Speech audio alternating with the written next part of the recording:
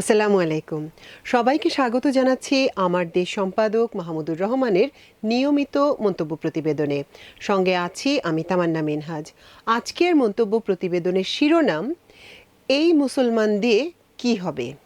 চলুন দর্শক, জেনে নেওয়া যাক মন্তব্য প্রতিবেদনটির আদ্যোপান্ত।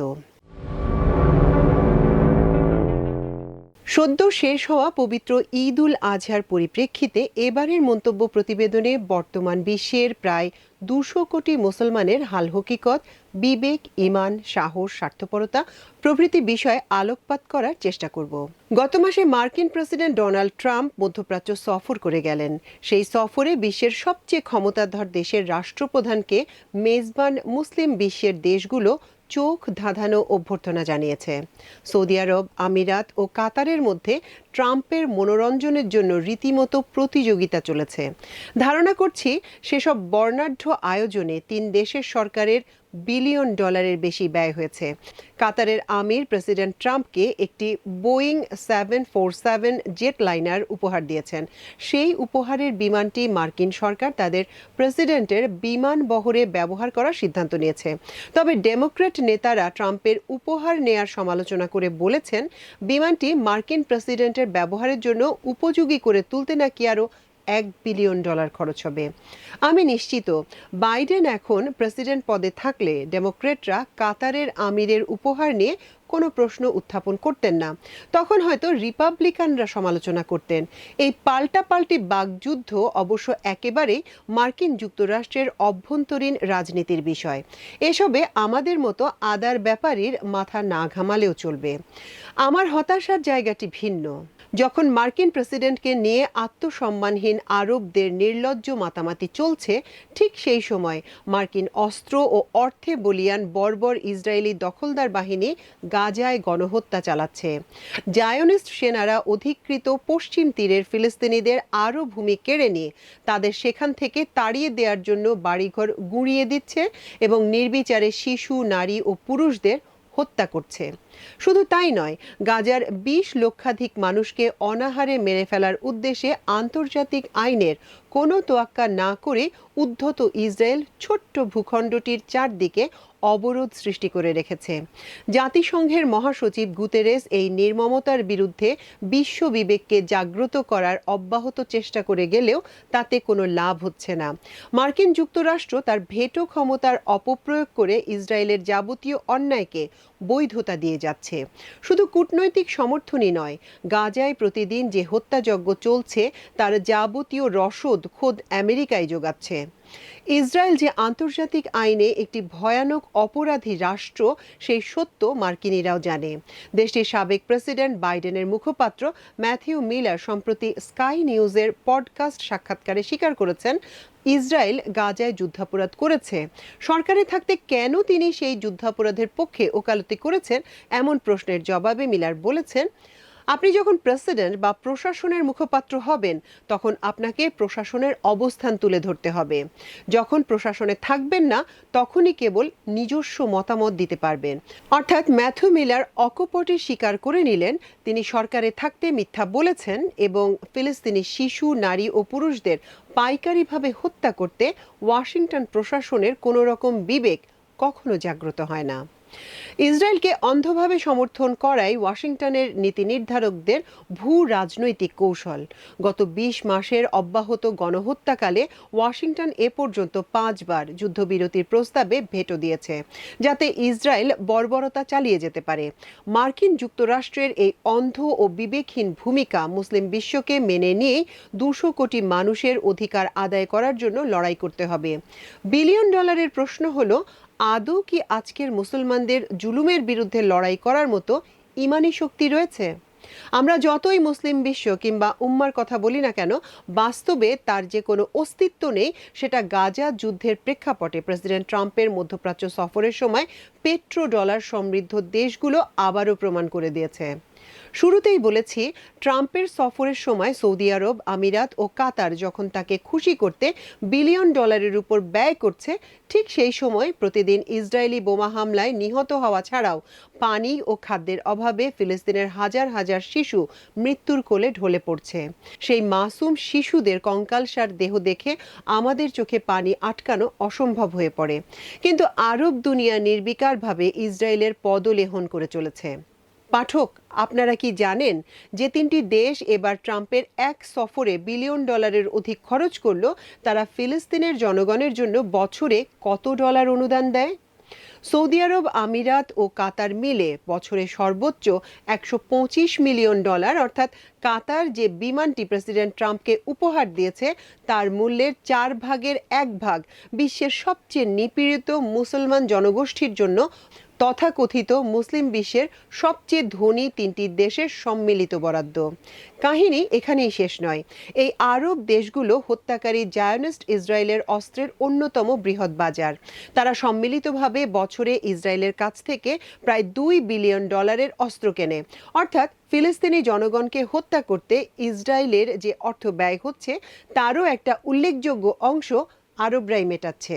গাজায় 20 মাস ধরে চলমান ইসরায়েলি গণহত্যায় মুসলিম বিশ্ব কি করেছে এবং অন্যান্য ধর্মের মানুষের দেশগুলো কি করেছে, সেই তুলনামূলক চিত্রটা এবার খানিকটা দেওয়ার চেষ্টা করি। মুসলিম বিশ্বের মধ্যে কাতার যুক্তরাষ্ট্রকে না চটিয়ে অনেকটা লোক দেখানো যুদ্ধবিরতির চেষ্টা চালাচ্ছে এবং ন্যাটো সদস্য তুরস্ক কড়া কথার মধ্যে তার ভূমিকা সীমিত রেখেছে। মিশর বহু আগেই ইসরায়েলের কাছে আত্মসমর্পণ করেছে।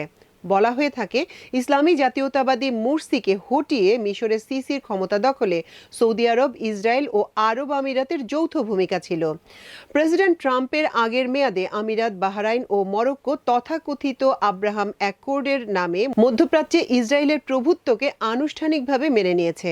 মক্কায় পবিত্র বায়তুল্লাহ ও মদিনায় মসজিদে নববীর তত্ত্বাবধায়কের দাবিদার সৌদি আরব লোকলজ্জার ভয়ে প্রকাশ্যে আব্রাহাম অ্যাকর্ডে স্বাক্ষর না করলেও অপ্রকাশ্যে নেতানিয়াহুর সব নির্দেশ নতমস্তকে মেনে চলেছে। বিশ্বের বৃহত্তম মুসলিম জনসংখ্যার দেশ ইন্দোনেশিয়া বিশ্ব ভূ রাজনীতিতে বরাবরই নির্লিপ্ত। সে দেশের জনগণ কিংবা রাজনৈতিক নেতাদের ফিলিস্তিন নিয়ে তেমন কোনো মাথা ব্যথা নেই। 28 কোটি জনসংখ্যার দেশটিতে গাজায় চলমান গণহত্যার বিরুদ্ধে এখন পর্যন্ত উল্লেখযোগ্য কোনো বিক্ষোভ সংঘটিত হয়নি। অথচ 6 কোটি জনসংখ্যার ক্যাথলিক খ্রিস্টানদের দেশ ইতালিতে গত শনিবার 3 লাখ মানুষ ইসরায়েলের বিরুদ্ধে বিক্ষোভ করেছে। মুসলমান ও আরবদের দুই সংগঠন ওআইসি ও আরব লীগ নিয়ে যে কোনো আলোচনায় অর্থহীন। এরা সবার কাছে হাসি তামাশার বস্তুতে পরিণত হয়েছে। ইসরায়েলের গণহত্যার বিরুদ্ধে যে দেশটি সবচেয়ে সোচ্চার ও সাহসী ভূমিকা পালন করেছে সে দেশটির নাম দক্ষিণ আফ্রিকা, যেখানে মুসলমানের সংখ্যা মাত্র 2%। নেলসন ম্যান্ডেলার দেশ দক্ষিণ আফ্রিকার জনসংখ্যার প্রায় 80% মানুষ খ্রিস্ট ধর্ম পালন করে। ফিলিস্তিনে যুদ্ধাপরাধ ও গণহত্যার দায়ে ইসরায়েলের বিরুদ্ধে ইন্টারন্যাশনাল কোর্ট অফ জাস্টিসে মামলা দায়ের করেছে এই দক্ষিণ আফ্রিকা। ইউরোপে আয়ারল্যান্ড ও স্পেন অসহায় ফিলিস্তিনি নাগরিকদের গণহত্যার শুরু থেকেই প্রতিবাদ জানিয়ে এসেছে। স্পেনে 55% ক্যাথলিক খ্রিস্টান, 40% নাস্তিক, অ্যাগনস্টিক অথবা ধর্মহীন এবং মাত্র 5% ইসলাম সহ অন্যান্য ধর্মাবলম্বী। আয়ারল্যান্ডের 75% মানুষ খ্রিস্টান ধর্মাবলম্বী, যাদের মধ্যে 90% ক্যাথলিক। দেশটির মুসলমানদের সংখ্যা অনুল্লেখ্য। গাজায় ইসরায়েলি গণহত্যার পরিপ্রেক্ষিতে বেলিজ, বলিভিয়া, কলম্বিয়া ও নিকারাগুয়া ইসরায়েলের সঙ্গে কূটনৈতিক সম্পর্ক ছিন্ন করেছে। ল্যাটিন আমেরিকা ও ক্যারিবিয়ান এই 4টি দেশের কোনোটিতে উল্লেখযোগ্য সংখ্যায় ইসলাম ধর্মাবলম্বীরা বসবাস করে না। 4টি দেশেই খ্রিস্টান ধর্মের মানুষ বিপুলভাবে সংখ্যাগুরু। জাতিসংঘের বর্তমান সেক্রেটারি জেনারেল অ্যান্তনিও গুতেরেস মার্কিন যুক্তরাষ্ট্রের চোখ রাঙানি সত্ত্বেও অব্যাহতভাবে ইসরায়েলি আগ্রাসনের কঠোর নিন্দা করে প্রায় প্রতিদিন যুদ্ধবিরতির জন্য দাবি জানিয়ে চলেছেন। মানবতার পক্ষে এই সাহসী মানুষটি পর্তুগালের প্রধানমন্ত্রী ছিলেন এবং ধর্মবিশ্বাসে খ্রিস্টান। জাতিসংঘের আরও একজন বিশ্ব বিবেক জাগ্রত করার জন্য আপ্রাণ চেষ্টা করে চলেছেন, যার নাম ফ্রান্সেস্কা অ্যালবানিজ। তিনি ইতালির নাগরিক এবং খ্রিস্টান ধর্মাবলম্বী। অ্যালবানিজ ইসরায়েলের অধিকৃত ফিলিস্তিনি এলাকার জন্য জাতিসংঘ নিযুক্ত বিশেষ র্যাপোর্টিয়ার হিসেবে কর্মরত আছেন। মুসলমানদের তো কোথাও দেখতে পাচ্ছি না। গাজার জনগণের পাশে দাঁড়ানোর ব্যর্থতার জন্য বিশ্বের প্রায় 200 কোটি মুসলমানের লজ্জায় মাথা হেঁট হয়ে যাওয়া উচিত। নানা ইস্যুতে মুসলমানদের এই ধরনের ভীরুতা, স্বার্থপরতা ও মুনাফিকি দুর্ভাগ্যজনকভাবে সর্বত্র দৃশ্যমান। বাংলাদেশও এর ব্যতিক্রম নয়। শেখ হাসিনার ফ্যাসিস্ট আমলে বাংলাদেশের এক শ্রেণীর কথিত আলেম গোষ্ঠীর মধ্যেও একই ধরনের দুর্বলতা লক্ষ্য করা গেছে। শাপলা চত্বরে যে ব্যক্তির নির্দেশে আলেমদের ওপর হত্যাযজ্ঞ চালানো হয়েছিল, তাকেই কওমি জননীর খেতাব দিতে এই তথাকথিত আলেমদের বিবেক বিন্দুমাত্র পীড়িত হয়নি।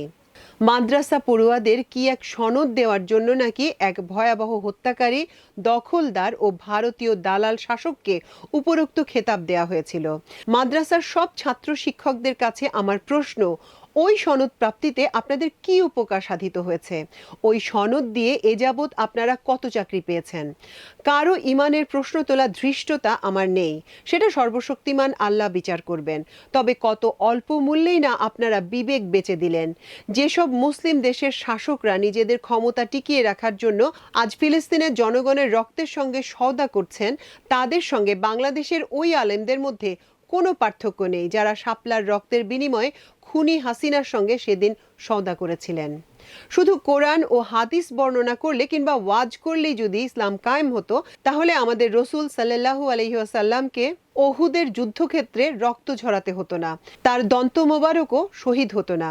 মহানবী হজরত মুহাম্মদ সাল্লাল্লাহু আলাইহি ওয়াসাল্লামের সেই রক্তাক্ত চেহারা কল্পনা করুন, যখন মুশরিক কুরাইশদের তরবারির আঘাতে শিরনাস্ত্র ভেঙে তার মাথায় প্রথিত হয়েছিল। রক্তাক্ত অবস্থাতেও তিনি অসীম সাহসে প্রকৃত সেনাপতির সব কর্তব্য পালন করেছিলেন। শুধু তাই নয়, ওহুদের বিপর্যয়ের পর কোনো রকম বিচলিত না হয়ে আমাদের রসুল সাল্লাল্লাহু আলাইহি ওয়াসাল্লাম মদিনা শহর রক্ষার জন্য আহত অবস্থায় সাহাবীদের নিয়ে কুরাইশদের পিছনে ধাওয়া করেছিলেন। আজকের কাপুরুষ ও দুর্বল ইমানের মুসলমানরা কি সেই রসুল সাল্লাল্লাহু আলাইহি ওয়াসাল্লামের উম্মত হিসেবে নিজেদের দাবি করতে পারেন? এই কদিন আগে লাখ লাখ ভাগ্যবান মুসলমান হজ করেছেন। আমরা কোরবানি দিয়েছি। সর্বশক্তিমান আল্লাহর নির্দেশে হজরত ইব্রাহিম আলাইহি ওয়াসাল্লাম তার পুত্র হজরত ইসমাইল আলাইহি ওয়াসাল্লামকে কোরবানি দিতে উদ্যত হয়েছিলেন। মহান আল্লাহ তাআলার কুদরতে হজরত ইসমাইল আলাইহি ওয়াসাল্লামের পরিবর্তে সেদিন বেহেশত থেকে প্রেরিত পশু কোরবানি দেওয়া হয়েছিল। আমরা সাধ্যমতো প্রতি বছর হজরত ইব্রাহিম আলাইহি ওয়াসাল্লামের সুন্নত পালন করার চেষ্টা করি। আজ গাজা ও অধিকৃত পশ্চিম তীরে ফিলিস্তিনের বাবা মায়েরা প্রতিদিন তাদের সন্তানদের হজরত ইব্রাহিম আলাইহি ওয়াসাল্লামের মতো কোরবানি দিচ্ছেন।